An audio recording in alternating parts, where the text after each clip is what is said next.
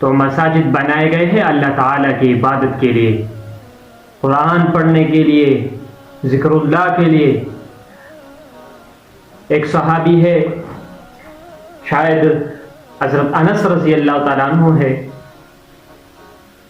وہ فرماتے ہیں کہ ہم ایک مرتبہ حضرت محمد صلی اللہ علیہ وسلم کے ساتھ بیٹھے تھے، ایک دیہاتی آیا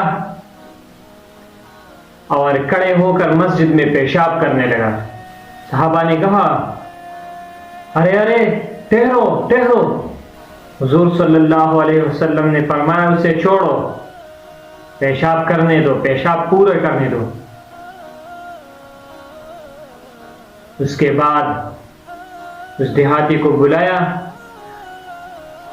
اور فرمانے لگا کہ یہ مساجد یہ پیشاب کرنے کے لیے نہیں ہے، یہ تو اللہ تعالیٰ کی عبادت کے لیے ہے، اس میں اللہ تعالیٰ کی عبادت کرتے ہیں، یہ مساجد ایسی چیزوں کے لیے نہیں ہے۔ بعد میں ایک صحابی کو فرمایا اور وہ جا کر پانی کا ایک ڈول پیشاب پر ڈال کر اس پیشاب کو صاف کیا۔